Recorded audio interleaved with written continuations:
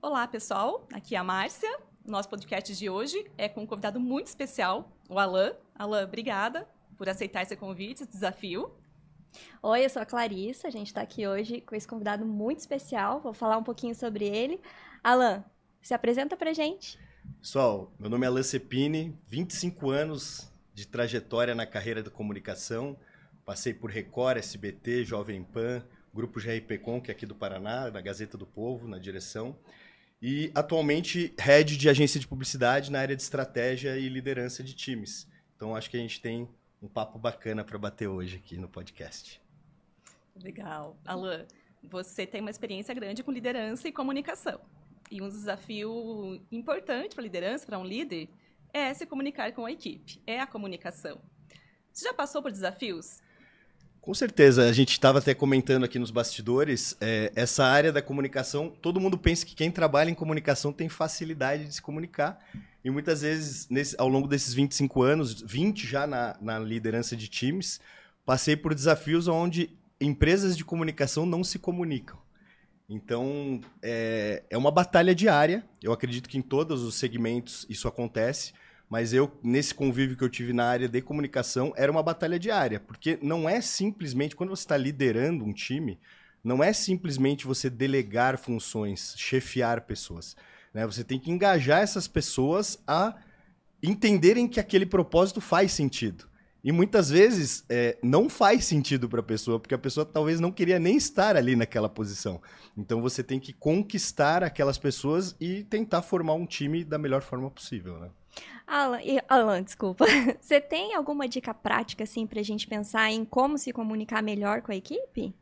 Eu, de uns anos para cá, uns 10 já para cá, eu tenho feito uma dinâmica, principalmente com equipe, porque hoje eu cheguei num patamar de direção, então você acaba tendo gerentes, coordenadores, supervisores abaixo, então você tem que também gerir essas pessoas para gerir outras pessoas. Então, uma dinâmica que eu gosto de fazer com essas pessoas da liderança média, sem o time completo, é tentar entender se eles percebem a diferença entre chefiar e liderar.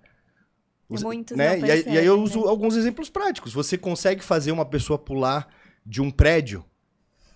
Não, mas como assim, Ana? Do que você está falando? Tal? Não, se você conseguir... Depende pra quê, né? Não, e se você conseguir convencer essa pessoa de que faz sentido, que ela tem um equipamento, que ela não vai se jogar para morrer, ela tem um equipamento, ela vai pular, ela vai fazer um base jump, alguma coisa assim. Se você, criando essa história, você consegue desenvolver isso na cabeça do seu time. Mas aquilo que eu comentei antes, se a pessoa não estiver interessada em se engajar, ela é um problema. E acaba criando algo que a gente chama, vocês com certeza já falaram sobre isso antes, toxicidade no ambiente de trabalho. Sim. E pessoas tóxicas criam ambientes tóxicos que acabam detonando todo esse projeto que a gente tenta construir, que é liderar um time de alta performance. Porque no fim é isso, né? As empresas estão preocupadas em gerir pessoas para criar ambientes de alta performance. E se você tem alguém no barco remando para a esquerda e tá todo mundo remando para a direita, você não vai sair do lugar. Não né? faz Você sentido, não né? alcança, né, alta performance. Mas a comunicação é um problema muito grande dentro de qualquer empresa ou equipe, ou até líder de líderes também. Porque talvez até mais difícil para quem é líder de líderes, porque você tem que delegar essa comunicação para um time menor. E aí a gente arruma problemas, porque assim, se você não se comunica bem com a sua equipe, você cria ruído de comunicação, você cria pessoas tóxicas que, de repente, começam a, sei lá, fazer diferente do que estava combinado. Então, a gente fala muito, assim, o óbvio tem que ser dito, sabe? Às vezes você pensa assim, a pessoa entendeu. Verifica se entendeu, né? Se você certificou que a pessoa compreendeu o que você falou, se você fez os combinados e a pessoa realmente entendeu o que estava combinado, muitas vezes perde tempo, cria problema porque você não certificou mesmo, não comunicou bem. Às vezes acontece também de você achar que está tudo certo dentro da sua equipe e parar um pouco de se comunicar com a sua equipe. Sim. Então a gente fala muito, assim, aquela reunião às vezes diária de 5 minutos de alinhamento, sabe? Aquela coisa de vamos conversar melhor sobre o assunto que está gerando ruído. Tem líder que se esquiva de problemas. Exatamente. Tem líder que está percebendo ali um ruído dentro da equipe e pensa, não, isso vai passar, eu não vou tratar isso porque pode gerar mais confusão, e aí a gente arruma os nossos problemas deixando de se comunicar. Isso. E falando assim um pouco sobre comunicação, é importante você se certificar que você explicou para a pessoa exatamente o que você precisa, né? E também é que a parte dela também é importante na comunicação, porque a gente fala muito que o bom comunicador é aquele que se comunica bem. Mas se você não se certificar que a pessoa compreendeu a mensagem exatamente como você queria passar, também gera um ruído, porque principalmente nessa questão que a Márcia falou, de líder de líderes, né? Você passa uma mensagem, se a pessoa não entendeu corretamente, ela vai passar uma mensagem, às vezes, totalmente ao contrário para a equipe, sabe? E aquilo começa, né? Isso. Além de não engajar, começa a gerar, assim, um clima de trabalho mais... difícil mesmo de lidar, tensão né? No ambiente. Isso, que é aquela toxicidade que você estava falando no começo, né?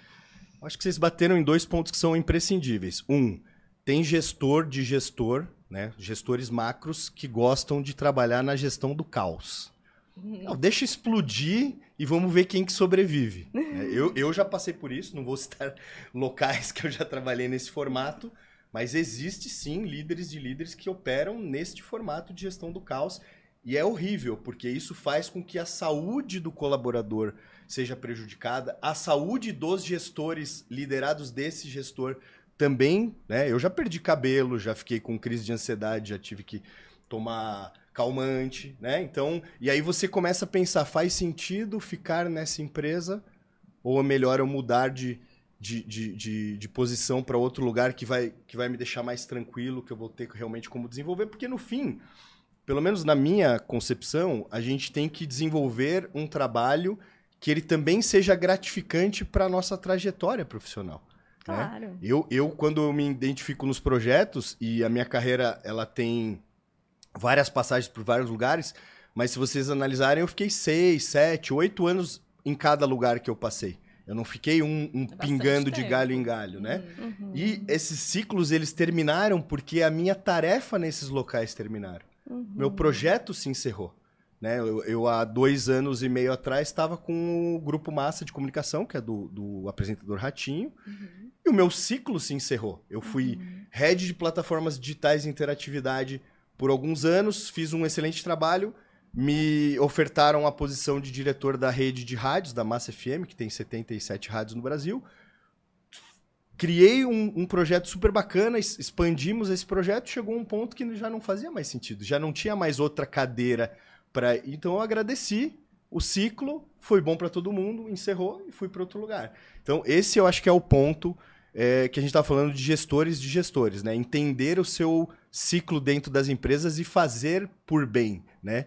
Eu trabalho muito isso dentro de mim, o propósito, por exemplo, o propósito de lecionar numa universidade. Hoje eu não leciono mais porque eu estou um pouco sem tempo, mas eu procuro me envolver com a academia. Né? Porque os professores que são 100% acadêmicos, muitas vezes eles não têm vivência do mundo exterior, do mundo profissional. Então, eu sou emérito da PUC, né? Da Pontifícia Universidade Católica, então eles me convidam para aquelas aulas magnas, aulas de abertura, de curso e tudo mais. E eu sempre tento passar para os alunos que existe um mundo totalmente diferente da academia e que eles precisam estar preparados para isso.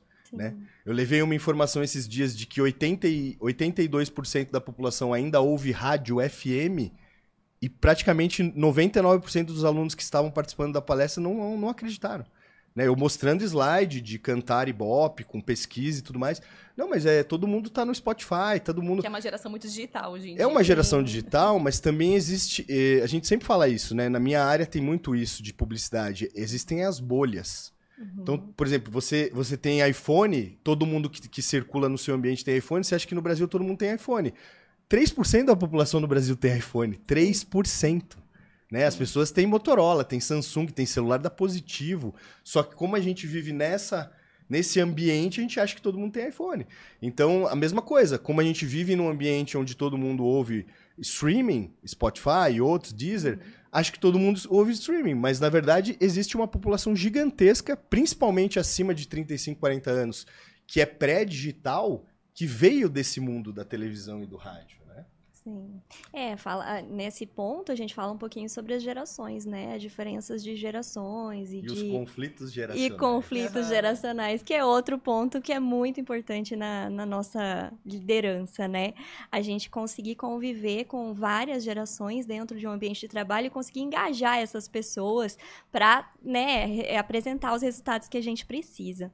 Você pode falar um pouquinho sobre isso, Alan? Com certeza. Eu acho que essa questão dos conflitos geracionais, eles estão relacionados também aos relacionamentos interpessoais que nós temos.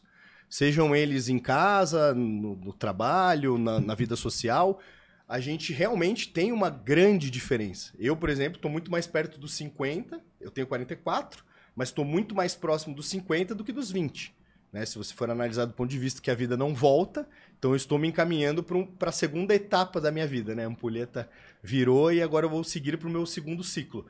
E eu tenho uma vida completamente diferente dos jovens de 20 anos, principalmente pela minha, não educação, mas a construção de quem foi o Alan na infância, adolescência e juventude, porque o computador, né, vocês são mais jovens do que eu, não vão lembrar, mas o computador era uma tela preta com uma fonte verde fosforescente, assim, e nós usávamos para quê o computador?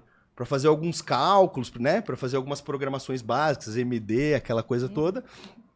E você não tinha todo esse mundo mágico de multitelas. E o meu filho, por exemplo, tem 5 anos de idade, ele vai na televisão e fica tentando fazer o que ele faz no tablet e no celular. Eu sei que hoje em dia já tem, inclusive, telefones não, TVs touchscreen. Mas vocês percebem a diferença? Por exemplo, a gente não. A gente tinha uma bola, um carrinho de rolemã, um peão, e era com isso que a gente se divertia. E hoje eu percebo que tudo isso é muito importante. Né? De maneira alguma a gente conseguiria trabalhar sem ter as ferramentas que nós temos hoje. O WhatsApp, você consegue imaginar responder 100, 200, 300 pessoas por dia se você não tivesse uma ferramenta como o WhatsApp? Ou aquelas ferramentas de gerenciamento de tempo, né? Metodologia Scrum e tudo mais? Não teria. Mas nós vivemos numa época que não tinha nada disso. Então a gente tem que entender também as nossas limitações, como as pessoas de maior idade também têm. Minha mãe tem 70, meu pai tem quase 90 anos. Então eles têm as limitações. Só que ao mesmo tempo que essas pessoas têm limitações, como eu também tenho, tem muita bagagem, muita vivência importante, muita coisa para contar. E aí entra o lado também do jovem ceder um pouco, para também ouvir os mais velhos, que é uma coisa que eu sinto hoje que existe um distanciamento. Eu gosto de sentar não só com o meu pai por ser o meu pai, mas com os amigos do meu pai e ouvir as histórias de quem tem quase 100 anos de idade e tudo que eles passaram e tudo que eles construíram. Né? E eu vejo que a juventude, nessa ânsia de rede social, de tela, eles não conseguem ficar 15 segundos em cada vídeo. Né? Então, isso também dificulta sentar e ouvir uma pessoa mais velha e passar uma comunicação. Então, só para resumir, falando de conflito geracional, eu acho que os dois lados têm que ceder. E a gente tem que achar um denominador comum para todas as gerações. E como que o líder trata com isso, né? Porque, assim, dentro de uma equipe, você pode ter uma pessoa com muita vivência, uma idade, né, avançada, onde a gente trabalha, tem gente de 65 anos trabalhando, e tem galera de 20, 21, 19, que acabou de entrar na equipe. E eles estão juntos na mesma equipe. E, realmente, essas pessoas um pouco mais novas, né, digitais, não têm muita paciência. Não fica lendo, fazendo curso por horas, quer aprender muito rapidamente. A comunicação é até um pouco mais difícil, porque a escutativa deles também está ligado num monte de coisa que às vezes não é em você. Mas eu também percebo que apesar de eles não terem tanta paciência, eles aproveitam muito a vivência da pessoa mais velha. Sim. Então, o líder tem que saber complementar também, sabe colocar, a gente fala muito, né, das pessoas certas nos lugares certos. Exatamente. A galera mais nova, que é mais digital, tem muita habilidade para programação, por exemplo, para comunicação, enquanto outras pessoas estão mais ali naquele trabalho um pouco mais complexo, que demora um pouco mais, né, que demanda, de repente, um pouco mais de atenção. Então, assim, para o líder também é difícil. A comunicação muda de acordo com a faixa etária, o engajamento muda, porque os jovens querem tudo muito rápido, querem crescer muito rápido, inclusive, cobram isso do líder, sabe? Então, assim, é um desafio. Tem gente que pensa assim, eu sou líder agora e eu quero chegar à minha alta performance, né? Porque a gente fala muito de alta performance. E comunicação, engajamento, Segurança psicológica, por exemplo, passa muito pela mão do líder. E gerações também. Conseguir fazer com que a tua equipe fique engajada, coesa ali, apesar da diferença de gerações, é um desafio muito grande. Sim. Eu acho que você tocou... Eu percebo que esses jovens, eles têm muita dificuldade em fazer coisas que são mais maçantes, assim, vamos dizer, coisas mais administrativas, coisas que demandam mais atenção, né? Eles são pessoas mais rápidas, mesmo essa geração, né, do TikTok, do próprio Instagram e tal, eles querem tudo muito rápido e aí eles têm um pouco de dificuldade de parar e analisar determinada situação. Então, acontece esse tipo de conflito dentro da equipe, porque quando você precisa demandar esse tipo de trabalho, eles são sempre mais resistentes, demoram mais para focar mesmo naquilo ali. Então, eles não conseguem também propor mudanças, eles não conseguem enxergar aquele trabalho como uma coisa importante. Talvez enxergar um propósito naquilo ali. Que os mais velhos, assim, eles têm um pouco mais de habitualidade em fazer coisas que são, né, semelhantes ao que eles já faziam antes, e aí vem o conflito deles em relação à inovação, né? Que é quando a gente começa a querer mudar as coisas, a querer alterar processos, ou a querer dar outras orientações, ou, sei lá, fazer convivências diferentes, e aí essas pessoas que estão muito habituadas a fazer sempre a mesma coisa, elas já têm um pouco de resistência maior, né? E... acho que você ia complementar o que a Márcia falou. Eu ia comentar que, assim, você tocou num ponto essencial. Você, o líder, vamos dizer, o head, vamos falar como head de líderes ou mesmo de times, de colaboradores, você tem que entender qual peça encaixa com a outra peça.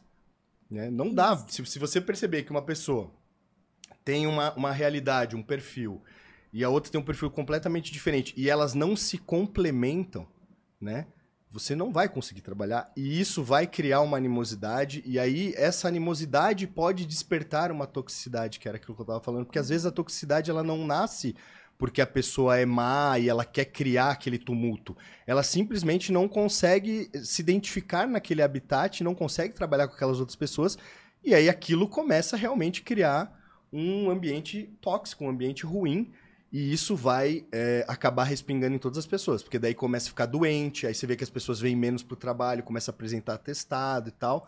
E isso é notório. Façam o teste, não só vocês, mas quem estiver nos assistindo com os seus times. Começou a perceber algum tipo de animosidade, você vai ver que as pessoas começam a se distanciar e automaticamente isso também somatiza como doença. E quando eu falo doença, é coisa básica, assim, resfriado, dor articular, eu tô com dor nas costas, travei minhas costas. Tudo isso influencia por causa do ambiente. Se você tem um ambiente alegre, onde as pessoas são produtivas, onde as pessoas se ajudam, com certeza isso também vai levar para sua vida um ambiente mais positivo, né? Sim, e perde o engajamento também das pessoas, né? Quando você começa a estar num ambiente desses, as pessoas, elas podem ser as pessoas mais motivadas e determinadas e querem muito aquilo ali, mas quando elas começam a perceber que aquele ambiente não está colaborando com o que eles querem fazer, com o que eles se propõem, ou com o líder mesmo, que sempre começa a cortar as ideias da pessoa, sim, não ouvir, ou assim... Tem líder que até ouve, né? Pra ser o cara legal, mas ele, no final, fala assim, mas eu quero que seja assim. Então, esse tipo de coisa começa a podar demais as pessoas e esse ambiente vai se tornando tóxico, como você falou, assim, a pessoa vai, mas eu ia até falar isso, mas como o meu líder não me ouve mesmo, acho que nem vou falar, né? Não, e você tocou num ponto que tem mais um problema que eu vejo nas empresas, pelo menos a maioria das empresas que eu trabalhei, a quantidade de processos que inventaram no meio do caminho, burocratizando tudo, né? E isso faz com que as pessoas comecem a procrastinar. Sim. Né? A procrastinação é uma realidade hoje nas empresas. Não entregou o relatório porque tinha que subir para o sistema e não sei o que, o Teams, e você tem que liberar a senha e fazer a liberação daquele arquivo para o outro poder assinar. Tudo isso, se você não cria, por isso que eu comentei das metodologias ágeis, né? Uhum. Se você não cria, e eu não estou dizendo nem de ferramenta especificamente, se você não cria um processo que gere uma metodologia ágil no seu time, as pessoas vão começar a entrar num modo procrastinação. Não é nem porque elas querem, é porque a empresa é assim, criou-se um habitat nesse formato, eu vou seguir nessa linha e aí as coisas não andam. Aí fica burocrático, né? E as coisas ficam mais devagar. Mas, assim, é um desafio do líder, né? Porque a gente fala muito também, assim, o líder de alta performance. Cara, para você chegar a alta performance, a sua equipe também tem que ser. Né? Então, você tem que levar a tua equipe a membro por membro, uma alta performance. E nem sempre o líder consegue escolher a sua equipe.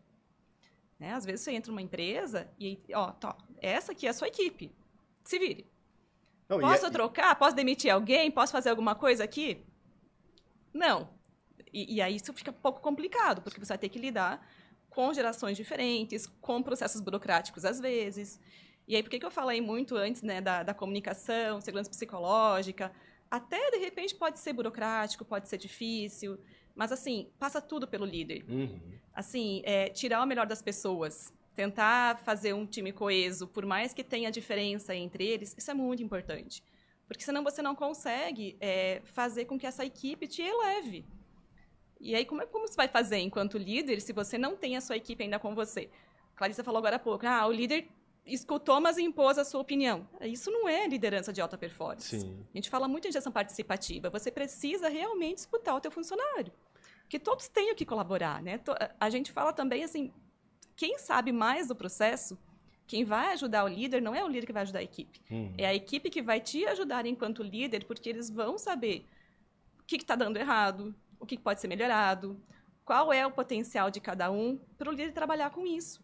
E isso é tão importante, é um desafio tão grande. Tem gente que pensa, que olha e pensa, vou deixar eles trabalharem, né?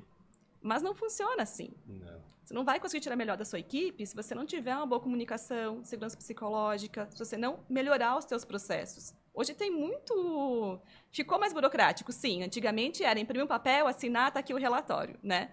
Hoje tem um monte de ferramenta, base de dados, e aí sobe num lugar, sobe no outro, manda... Meu Deus! Até se tirar o que precisa tirar, passou por um monte de coisas. Mas também tem os métodos ágeis, que nem você falou, né? Que facilitam. E aí cabe ao líder saber lidar com todas as tecnologias, né? Em todos os desafios. Isso. E pensando em líderes, os líderes também têm essa questão das gerações, né? Quando a gente fala um pouquinho sobre metodologia ágil e tudo, o líder ele precisa estar sempre estudando e sempre se atualizando, porque senão ele acaba ficando obsoleto, né? Se ele não aprende a ter uma melhor gestão do tempo, o tempo hoje em dia ele é muito escasso. A gente fazia muito menos, por exemplo, há 5 anos atrás do que a gente faz hoje. Porque a gente foi, né, otimizando o nosso tempo, utilizando essas metodologias, utilizando a tecnologia muito, né? E se o líder ele parou lá 5 a 10 anos atrás, ele também não consegue ter essa alta performance, porque como é que ele vai entregar resultados que se espera hoje, trabalhando como ele trabalhava há 5 anos, há 10 anos atrás, né? Sim. A gente tem visto isso em vários segmentos da sociedade, inclusive no segmento esportivo. Se você vê os técnicos que estão dando certo hoje, seja em futebol, vôlei, qualquer projeto de esporte coletivo, são pessoas mais novas. Né? Um dos maiores técnicos hoje no Brasil, que é o português lá, o Abel Ferreira, ele é um cara bem mais jovem e ele está mostrando que esses técnicos mais velhos ficaram obsoletos, porque precisa realmente entender essa nova dinâmica, a dificuldade que as pessoas mais jovens têm de entender como que o processo precisa funcionar, que não pode ser tudo do jeito que eles querem, né? Então, eu acho que isso faz todo sentido. E uma coisa que eu queria pontuar, que acho que você comentou perfeitamente, é a questão de criar dinâmicas com o time e explicar ao time coisas básicas. Então, por exemplo, assim, eu não posso chegar num time novo, eu já passei por isso algumas vezes, né? Então, você vai assumir uma nova equipe, e a equipe inteira já existe e você não existe naquele ambiente. Então, quando você chega, você é o cara que chegou depois no Big Brother. Sim. Chegou depois na casa. A casa já tá montada e você chegou e você tem o colar do anjo. Tipo, não vão te mandar embora. É mais fácil você mandar alguém embora. Então, você já cria um arrepio. O time já tá desesperado. Meu Deus, o cara vai chegar, quem que ele vai mandar embora e tal. Para você conseguir unir esse pessoal, a primeira coisa é realmente começar a trazer as pessoas para perto de você. Sim. Lógico que aquelas reuniões globais funcionam se você souber como cativar o time. Mas você precisa individualmente ir trazendo as pessoas, entendendo quem é bom no quê, né? E mostrando para a pessoa que você veio para gerir o todo, mas que muitas vezes ela entende mais do que você naquela tarefa que ela executa todos os dias, né? Porque, por exemplo, eu geri uma época, o que eu comentei, head de plataformas digitais e interatividade do SBT aqui do Paraná. Era a área do digital. Gerir o portal, gerir toda a parte de engajamento digital da rede, YouTube, os canais, rede social, etc e tal. Eu não entendo absolutamente nada de TI. Mas eu tinha vários funcionários de TI abaixo de mim. Então, como é que eu vou chegar numa reunião que a pessoa vira para você e fala assim, não, é o COBOL 13 ou o SQL Server, que não sei o quê. Aí você fala, cara, beleza, eu não entendo absolutamente nada disso, mas vamos pro que a gente precisa fazer. A tarefa é entregar do A ao B, tal, quando que você vai me entregar, qual data, e deixa eles à vontade para fazerem o que eles sabem, porque eles são especialistas naquilo que eles sabem. A gente que está na liderança global, digamos assim, a gente é um pouco de tudo, mas não é aprofundado especialista em nada, né? E nem deve, né? Exatamente. Hoje eu gerencio também uma equipe de TI, eu também não sei programar e, assim, a gente tem que conduzir os projetos. Eu gosto muito de utilizar a metodologia ágil, né? Fazer dailies, até para eu entender aonde eles estão no projeto, que dificuldade que eles estão tendo, o que eu poderia ajudar, de repente, numa questão que seja mesmo administrativa, um acesso, alguma coisa a alguma base, alguma coisa assim. E daí isso é muito importante mesmo, porque as pessoas geralmente me perguntam, mas você é de TI? Eu falo, não, eu não sou de TI, eu sou gestora da equipe de TI, mas eu não programo. Eu tento entender, né? Tento delegar os projetos para as pessoas e as pessoas são líderes daquele projeto, né? Naquele momento, quem está exercendo a liderança é quem está ali à frente daquele projeto, tocando aquele projeto, conversando com o PO, enfim. É isso mesmo. Mesmo porque o primeiro patamar do pipeline é líder de si mesmo. Sim. Né? Então, assim, todo mundo é líder. Exatamente. Mesmo que seja o teu funcionário ser líder dele mesmo. Então, ele sabe o que está fazendo, né? Sim. E aí cabe ao líder confiar do especialista que vai dar boa, né? Vai entregar o projeto. Vamos falar de feedback? Vamos. Bom, feedback é um dos assuntos que não tem como não ter, né? Num podcast de liderança, ainda mais um líder de alta performance. Mas, assim, que dá tanto o que falar. Alan, eu não sei qual a tua experiência com feedback, mas, assim, feedback no nosso dia a dia é uma coisa, assim... Medonha. Que medonha, que difícil... Vou ter que falar de feedback de novo, vou ter que dar um feedback, sabe? Aí começa, o que eu faço, como é que eu começo, o que acontece, né? E aí, na liderança, feedback é uma coisa que deveria ser muito simples. Porque a gente trata isso como uma conversa. Quando você fala se aproximar da pessoa, isso é um passo muito importante, porque você não chega para alguém que você não tem proximidade, né? É difícil você... conseguir pensar em feedback de alguém que está muito distante de você. Então, a primeira coisa que eu queria colocar é que das suas experiências, mas você tocou num ponto importante. Quando você chega numa equipe e você é líder daquela equipe, primeiro, humildade. Vocês são os especialistas, eu confio em vocês. E se aproximar de cada um, né? Não fazer só aquele genérico, né? Aquele geralzão, deixa a vida me levar, tá tudo certo. Cara, tem que se aproximar. Até porque... se você precisar ter uma conversa um pouco mais difícil com uma pessoa, você já está próxima dela. A receptividade é melhor, né? Vira uma conversa, vira ali, o cara quer me ajudar. Né? Não é simplesmente uma cobrança, apontar um erro, sabe? Colocar o dedo na ferida. Mas feedback é um assunto que sempre dá o que falar no mundo liderança. A minha opinião, tá? Eu acho que essa nomenclatura ela entrou torta no Brasil. Porque feedback sempre existiu. Né? Isso, não com a palavra feedback, não com você tem que preencher o relatório, mandar o feedback, todas essas análises que vieram de uns 20 anos pra cá, mas assim, eu tenho certeza que meu pai, há 50, 60 anos atrás, dava o feedback. Só que era um papo. Senta aqui, papo reto, deixa eu te explicar. O que tá acontecendo é isso, isso e isso, tal. Eu preciso que você resolva, tal. Era desse jeito. Só que quando a gente leva pra essa nomenclatura americanizada, feedback, a pessoa já senta errado na cadeira. Então, a minha opinião, eu sempre... Por mim, entre líderes e liderados, já passei por mais de 1000 pessoas de convívio comigo. Então, eu sempre puxo, se eu posso, né? Porque às vezes é aquele feedback que precisa ser... monitorado e colocado em sistema para fazer metrificação de time, NPS, aquela coisa toda. Mas quando é um feedback mais touch a touch, né? mais corpo a corpo, eu puxo a pessoa e nem falo da palavra feedback. É importante. Vamos conversar. Isso mesmo. Vamos conversar. O que está acontecendo? Vamos Como é que eu posso te ajudar? Exatamente. Né? E esse ponto que você tocou de você conhecer a pessoa também te ajuda a entender como você vai falar com ela. Porque você, já tendo outras conversas anteriores, você entende melhor como a pessoa absorve a mensagem, até para ela não ficar retraída, né? Você mesmo falou, se eu falar a palavra feedback, a pessoa ela já senta de outro jeito. Realmente, porque ela já se assusta, né? Ela já fica... E você saber como explicar pra ela, né? Dizer pra ela, tem gente que é mais papo reto mesmo, igual a gente aqui. A gente fala e, beleza, a amizade é a mesma. Mas tem gente que é mais sensível, né? Sim. E aí, se você não conhecer aquela pessoa e não entender que ela tem essa sensibilidade, às vezes você vai falar uma coisa que nem era pra ofender... E a pessoa se sente, assim, extremamente ofendida, né? Porque eu comentei essa questão de falar a palavra feedback, que a pessoa já, na cabeça dela, ela já cria um cenário. Feedback vai ser ruim, já vai me mandar pro RH. Né? A pessoa já cria uma dimensão paralela e cria um negócio na cabeça e já estragou, porque a pessoa já vem com a energia errada para conversar, né? Então, uma coisa legal, por exemplo, quando eu tava com esse pessoal de TI...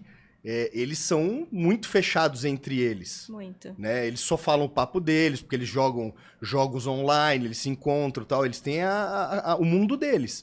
E aí, como que eu fiz pra me aproximar? Porque às vezes a gente vem aqui conversar nesses podcasts e com pessoas, e aí fica assim, o cara veio, no fim ele falou tudo um monte de coisa genérica e ele não falou como que ele realmente faz. Então eu vou contar um exemplo real, um case real. Eu não conseguia, no início, me aproximar, porque eles têm o mundo deles. Uma linguagem diferente até, né? Até quando eu chamava pra almoço, porque eu sou muito de reunir o time, vou pagar um almoço pra todo mundo, churrasco, sei o quê. Eles sentavam todos juntos, eles, né? A gente tinha lá 12 pessoas, os 4, 5 de TI sentavam eles no canto e o papo deles era só naquela... Como se eles falassem outra língua, né? E aí eu comecei a perceber, como eu sou da área de publicidade, e lá no início da minha carreira eu fui da área de criação, eu comecei a pensar assim, o que eu posso trazer do mundo criativo que vai engajar eles a criar coisas que eles não estão acostumados, porque eles são muito código binário. Sim. Tipo, dá, não dá. E aí eu começava a ser um pouco disruptivo. Vou dar um exemplo. Pega lá o portal da Massa News, aí nós fechamos uma campanha com a Toyota, um feirão da Toyota, aí eu virei pro menino e falei assim, dá pra pôr um Corolla correndo e quando ele passa na tela cai uma flâmula com o feirão? Ele, não dá.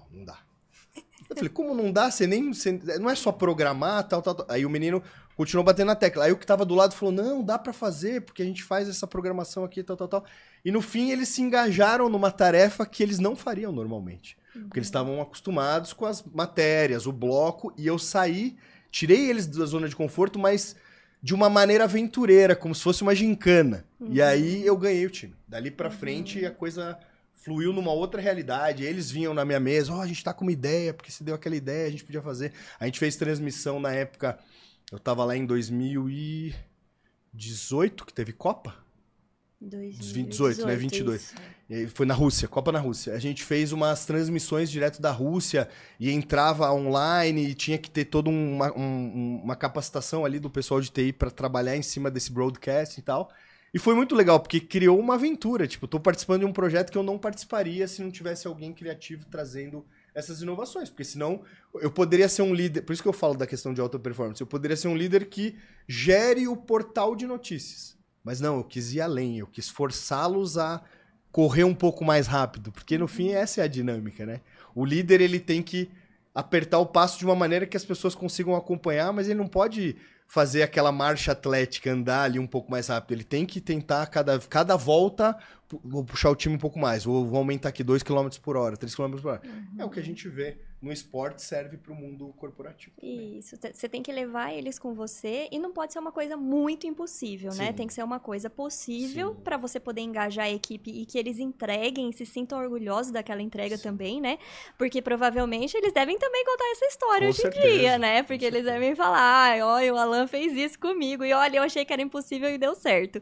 Agora, a gente tem que cuidar muito, né, de não colocar uma tarefa muito impossível, né? Quando você olha para um time, você tem que enxergar a capacidade dele para entregar também e não...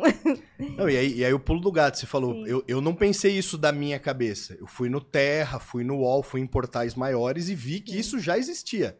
Eu simplesmente trouxe para deixar a pulguinha atrás da orelha. Teve um que já falou de cara, não, isso não dá para fazer. Eu falei, não, dá. Entra no Terra, entra no UOL, entra, né, nesses maiores, você vai ver que a coisa tem como fazer. Se vocês conseguem entregar ou não, eu não sei, porque daí você já mexe com o bril, né? Não, nós vamos atrás, nós vamos conseguir. Desafio. Tem que ter. De uma maneira lúdica, é uma brincadeira que no fim se torna interessante para todo mundo. Sim. Você falou da palavra feedback, né? Mas hoje também, a gente está saindo um pouquinho do feedback, que é aquela coisa de... preciso falar com você sobre uma coisa que aconteceu, né? E você falou muito do como você pode ajudar. Que é o feed forward, que é uma outra palavra em inglês, mas é o olhar para o futuro, sabe? O feedback está muito no olhar para o passado. O que aconteceu de errado, que eu vou precisar chamar o funcionário, conversar com ele, né? E apontar, tal.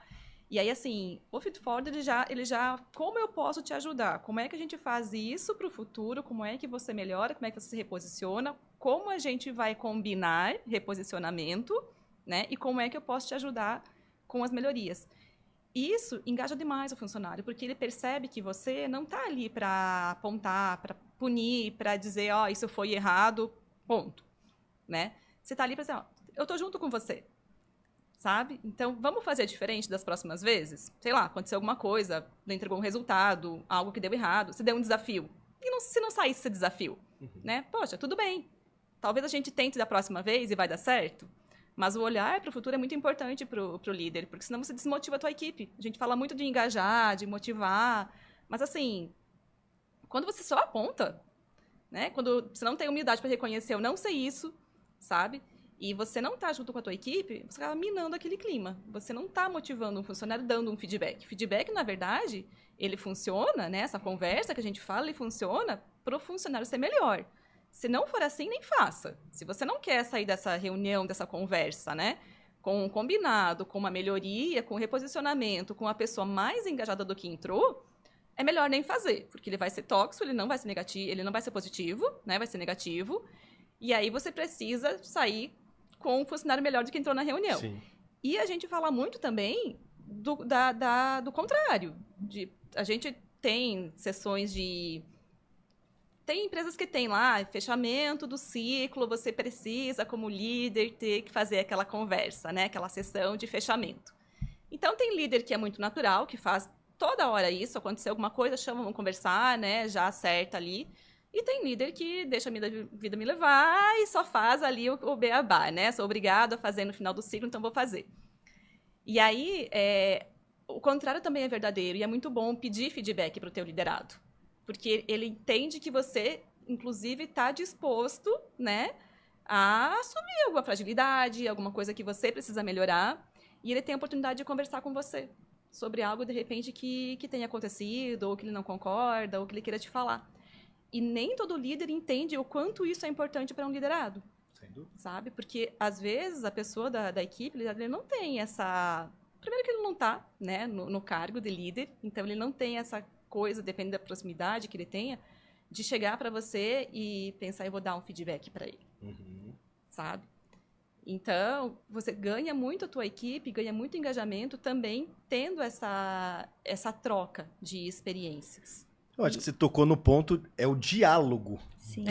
Dois lados, não é monólogo. Né? Senão fica só naquele monólogo. É que muito líder só quer dar o feedback, Sim, né? É importante dar abertura, né, para a pessoa conseguir falar o que ela precisa também, né?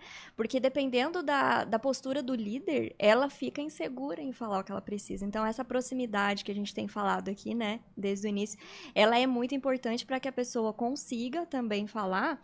E um ponto que a Márcia tocou que é importante é você dar o feedback e também já dizer, é uma dica de reposicionamento, né? Não adianta a gente só apontar os erros. Você errou nisso daqui. Mas o que isso vai ser produtivo para a pessoa? Nada, né? Eu errei. Beleza, eu sei que eu errei. Muitas vezes a pessoa sabe que ela errou. Ela mesma já está se sentindo culpada, né? Então, a função do líder é chegar e falar assim, você errou nisso daqui, o que eu posso te ajudar? No que a gente consegue melhorar, né, nisso daqui? E nos princípios básicos da neurociência, quando você vai nesse formato de feedback, você já tá voltando na infância da criança que, ó, quebrou o vaso jogando bola dentro de casa, eu vou te dar um feedback. Você quer... Então você não tá ajudando em nada, né? Né? Não tá ajudando, porque ela já sabe que ela quebrou, né? Uma coisa bem básica, assim, que eu faço já faz uns, sei lá, 15, 17 anos, é deixar a porta da minha sala aberta. E falar isso para os colaboradores. A minha porta está sempre aberta para vocês. Se ela estiver fechada porque eu estou em alguma reunião e tal, ou às vezes por vídeo, né? Porque hoje em dia a gente usa muito vídeo, então a pessoa não sabe se você está em reunião ou não. Se ela vê que você está com alguém na sala. Que geralmente, hoje em dia, não sei onde vocês trabalham, mas onde eu trabalhei nos últimos 10, 15 anos, sempre aquário, né? Então, tipo, todo mundo vê se você está com alguém ou não. E eu sempre falo, ó, independente da minha porta estar fechada ou não, a minha porta sempre estará aberta para todos vocês. Entrem, conversem comigo, se abram, venham, tragam seus problemas. Se vocês acham que alguma coisa aconteceu, sabe? Esse tipo de conversa que é justamente o que a Márcia estava falando. Você tem que ter essa abertura, senão você não vai conseguir criar uma equipe de alta performance. E aquilo que a gente sempre fala, né? Tem muita diferença entre liderar e chefiar.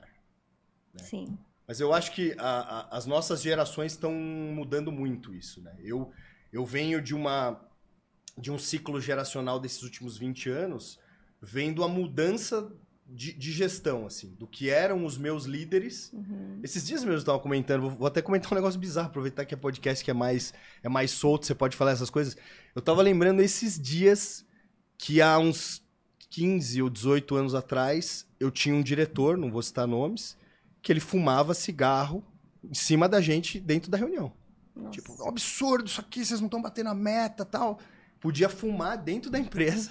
O cara tinha um cinzeiro, tipo, na sala de reunião, ele fumando e dando esporro na galera. E não era feedback, era esporro mesmo.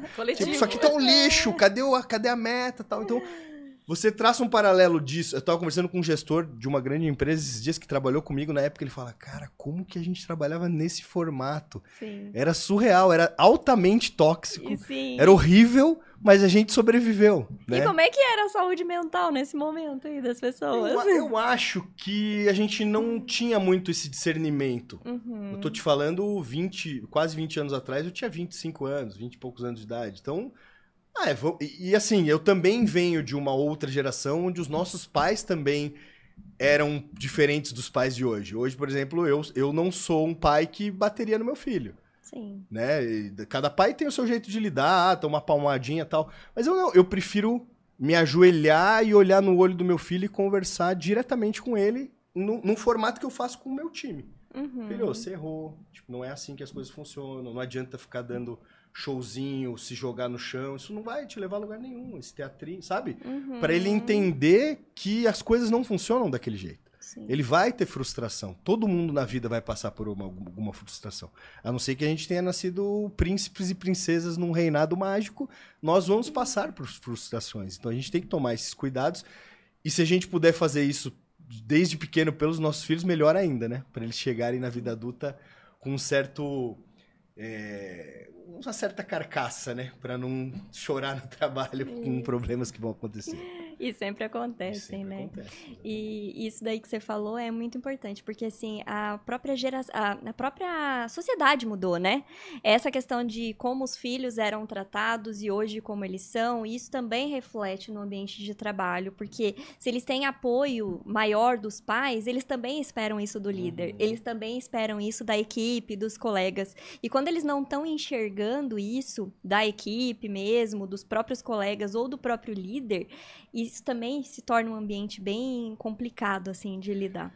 Você sabe que você tocou num ponto bem legal. Eu fui diretor de marketing de um grande grupo de entretenimento. Não sei se vocês lembram, Woods, as casas de show de Woods no Brasil. Fiz todo o projeto de branding e construção de marca e tal. Fui diretor de marketing na época. Depois a gente ainda montou uma agência de publicidade e uma outra agência de captação de patrocínio.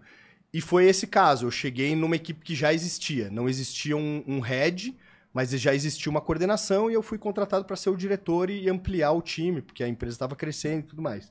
Foi difícil, né? Já existia o Big Brother já estava montado, os timinhos já existiam e eu cheguei e tive que colocar ordem no negócio. Mas nós construímos vários cases de sucesso e eu ajudei muitos profissionais, e eu tô lembrando disso hoje, porque eu tava almoçando no Pecorino ali no Miller esses dias, e chegou uma pessoa e falou, cara, deixa eu te apresentar, esse é o Alan, ele foi meu gestor, e esse cara hoje é gerente do eBanks, expatriado, acho que tá morando na Inglaterra, e ele era um analista, meu. Ele era um analista, um criativo, e que eu engajei ele para crescer na equipe, e eu também, eu não vou dizer convenci, mas eu que disse para ele sair da empresa. Uhum. Não ser demitido, mas assim, cara, eu acho que você tem que alçar voos maiores. Eu acho que você já tá num tamanho águia. Uhum. Esse ambiente já é pequeno para você. E ele foi, e ele tá no eBank já faz uns 12 anos.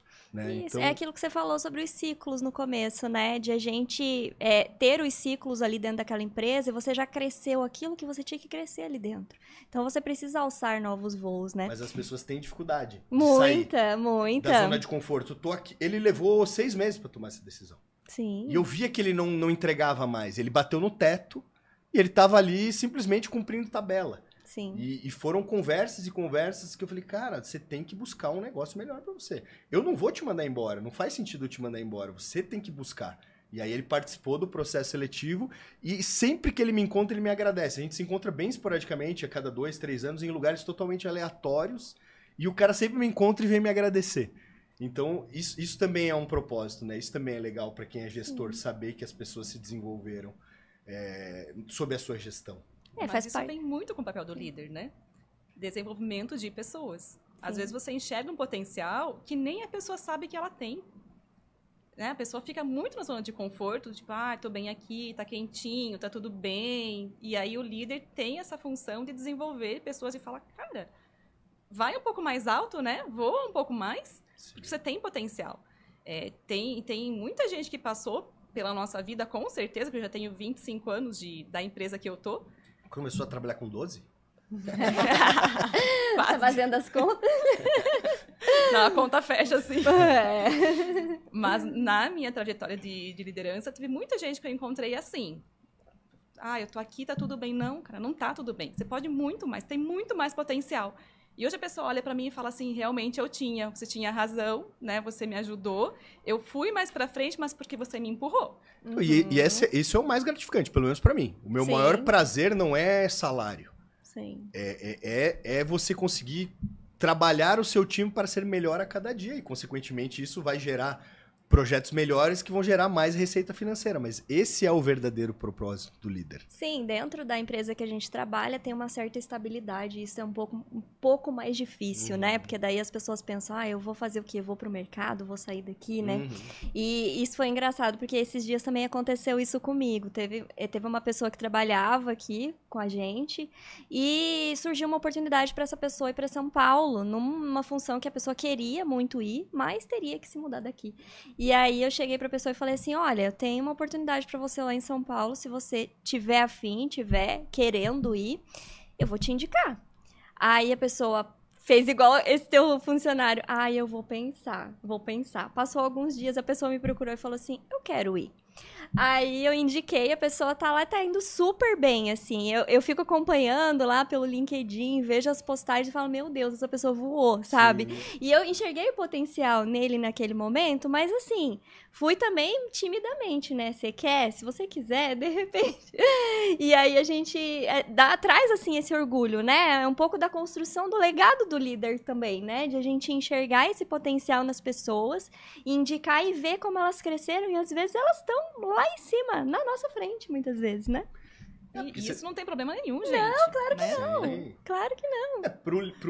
Pro verdadeiro líder, isso é gratificante. Né? Eu sempre brinco, já passou várias pessoas que se destacaram nas minhas gestões e que eu sempre brinco. Esses dias mesmo, eu estava com uma funcionária recém-contratada, tem 19 anos de idade. Eu falei, Ingrid, meu sonho é você ser diretora de alguma empresa e lembrar que eu fui um bom gestor, porque ela sempre falava, pô, você tá me dando um monte de dica, era o primeiro emprego dela e tudo mais. Então, eu acho que esse é o verdadeiro fundamento da verdadeira liderança. Sim. Né? Porque senão você vai lá chefiar um departamento, aí é outra coisa. Sim. Né? Delegar funções, fazer ali o administrativo, isso é outra coisa. Agora, liderança e liderança de alta performance, Aí nós estamos falando de outra coisa. Por isso que eu falo, se você é um líder de alta performance e tá percebendo que você tem uma águia e essa águia tá dentro de uma gaiola, tipo, ela vai se matar ali dentro. Né? Tipo, como é que você enjaula uma águia? Impossível, né? Sim. Então, ela vai definhar. Então, você precisa ajudá-la a abrir a portinha para ela poder alçar novos voos e maiores, né? Com certeza. Vamos puxar esse gancho, então? Esses dias um colega me perguntou assim, Márcia, mas o que é alta performance? Né? Qual que é o conceito da alta performance? E, assim, como que você vai ajudar as pessoas a chegarem lá? Tipo, como que faz? Porque não é tão simples, né? E aí eu falei para ela assim, quando você olha para um líder, você já sabe se ele tem alta performance ou não. O jeito que ele caminha, o jeito que ele conversa com a equipe, o jeito que ele se comporta, você vê aquele líder e você já entende qual é o potencial que ele tem em relação à performance dele. O jeito que ele trata com a equipe, você já entende se ele é um líder A ou B, sabe? E a gente tem esse projeto da alta performance e a gente quer que as pessoas entendam, assim, como chegar lá. Como é um líder de alta performance, o que ele tem que fazer para isso. Você, com certeza, já chegou a tua alta performance. Dê exemplos de comportamentos até que uma pessoa precisa ter como um norte, assim, sabe? De vez em quando a gente olha um colega líder, por exemplo, que está lá na sua cadeira assim. Sabe? Ou, tipo, tá acontecendo um negócio lá na sua equipe e o cara tá pensando que não tá acontecendo nada, tá digitando, né? Não tá nem ali, né? As suas metas e os seus resultados. Mas isso que eu tava comentando, de gestão do caos, tem gente que nasceu com essa prerrogativa. Gestão do caos, deixa explodir, aí eu junto os cacos ali, vejo se sobra alguma coisa. Eu já vi isso várias vezes. Não é o meu perfil. O meu perfil é realmente, quando a gente fala de perfis de alta performance, você tem que pensar que você está inserido naquela situação. A sua equipe só vai ser de alta performance se você estiver liderando essa alta performance. Né? Que foi o exemplo que eu dei de corrida. Uma equipe de corrida, não só corrida, mas aqueles que fazem ciclismo, sempre tem um que está puxando. E eu não sei se vocês já viram que eles trocam. Porque chega uma hora que o cara cansa e ele troca, que é pra manter o ritmo. O líder tem que fazer, até me arrepiei, o líder tem que fazer isso. Tipo, cansei, tipo, não tô dando o meu melhor rendimento. Deixa eu puxar alguém pra ser o head, o líder team dessa tarefa, desse projeto, que vai fazer. Só que são coisas muito intrínsecas nas pessoas, né? Porque eu vou contar um negócio inusitado que eu contei acho que só uma vez em podcast. Eu fiz exército. Eu tive que prestar o exército. Só que eu já estava na faculdade com 17 anos, estava na Mackenzie, lá em São Paulo. E quando você está na faculdade, você não pega como soldado. Você presta uma prova e se você passar, você entra no CPOR, que é o Centro de Preparação de Oficiais. É uma coisa simples, tipo, não tem liderança de alta performance, mas você tem que liderar pessoas para fazer tarefas básicas. Que seja a ordem unida lá, que é marchar, meia volta... Se você não conseguir liderar, você vai passar a maior vergonha do mundo. Porque você fala pra pessoa virar pra direita, ela vira pra esquerda, vira, tipo, a gente chama de farândula. Então, assim, isso me deu... Eu sempre brinco que isso já me deu lá atrás. Imagina, com 18 anos de idade, você ter que ser líder de turma do exército e tal, liderar pessoas, tipo, já deu uma cancha pro restante da vida. E o exército também traz uma coisa, assim, de chefiar meio pesado, assim. Pelo menos na minha época. Hoje eu acho que tá um pouco mais light. Então eu digo ali, tipo, na formação mesmo, né? De ficar gritando, aquelas coisas que a gente vê em filme. E aí você também cria uma resiliência. Sim. Então hoje, com 44 anos de idade, eu já não me abalo por muita coisa. Então eu tento, por exemplo, que nem você falou, escutativa. A gente nasceu com 2 ouvidos e uma boca. Por que a gente tem que ficar falando o tempo todo? A gente tem que ouvir. Então, às vezes, vale mais a pena tipo, você trazer o colaborador e deixar ele falar. Às vezes ele tá com um problema em casa. Nossa, o que já passou de gente por mim que eu falava, devia ter feito psicologia também. Porque é quase que um psicólogo. Você senta lá e deixa a pessoa falar, não, porque isso tá acontecendo, porque é minha mulher, porque é meu filho, porque isso, porque aquilo. Tá, se acalmou, tá. Como é que eu te ajudo a resolver o problema que eu posso te ajudar a resolver, que é aqui na empresa? Os problemas para fora, talvez você tenha que até buscar um analista, alguma coisa, um psicólogo. Mas o que eu posso te ajudar aqui dentro? Ah, se você me destacar para essa outra tarefa, eu acho que é melhor do que essa, porque essa eu não consigo fazer.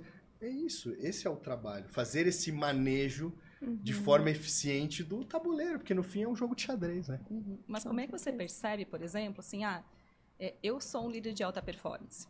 Resultado. Resultado, total. Total. Qualquer empresa hoje em dia não vive sem resultado. Seja ela no setor de marketing, de banco, de startup. Vendas, principalmente, vendas, né? Business. Cara, resultado.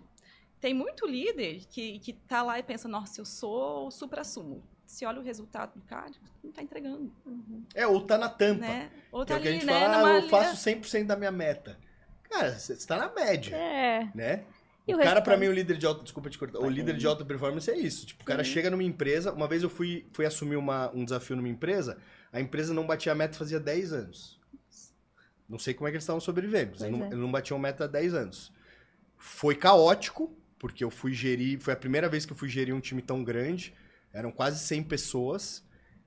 E, infelizmente, no meio de tudo isso, eu tive que desligar uma boa parcela dessas pessoas. Umas 20%, 25%. Porque era gente que estava totalmente acomodado. Gente que não... O custo da pessoa não pagava pelo que ela trazia de resultado de vendas. Tipo, o custo efetivo da pessoa era mais caro do que o que ela trazia de dinheiro para a empresa. E aí a gente teve que fazer uma limpa e tudo mais. A empresa acabou aproveitando de trazer alguém de fora também para usar como bode expiatório e fazer essa limpa geral. Mas o que aconteceu? Com 9 meses de gestão, a gente estava fazendo 170% da meta. Nossa. E com menos gente. Com menos gente.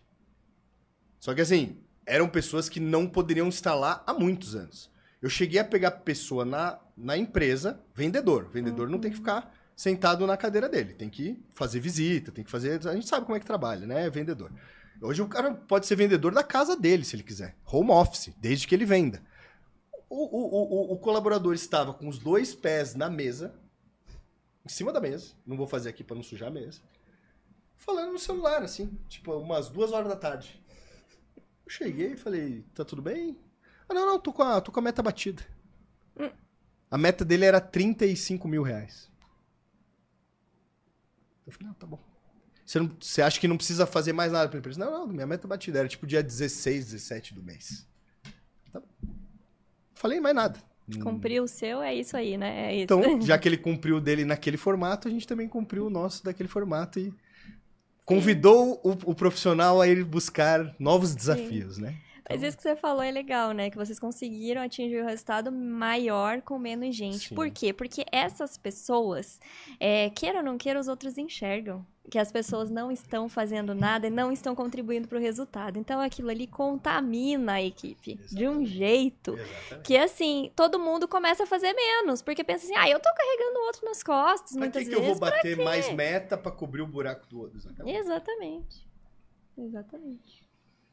Bom, acho que... Vamos partir para o encerramento? Vamos, nosso tempo tá acabando, tá muito boa a tá conversa. Legal, né? Gostei. A gente faz assim, daqui a alguns capítulos vocês me chamam de volta, a gente faz uma parte 2 desse papo. Tá bom, com certeza. Alan, obrigada pelo bate-papo, pelo desafio, né? De aceitar o desafio, foi muito bom. Quem sabe uma próxima oportunidade a gente conversa. Ficou à disposição. De novo. Papo de casa, né? Estamos bem tranquilos. Aqui. Agradeço muito mesmo, você trouxe muita coisa legal pra gente e, nossa, agrega demais, né, pra gente aqui. Obrigadão, Alan. Eu que agradeço, vocês e os telespectadores. Obrigado. Obrigada. Tchau, tchau.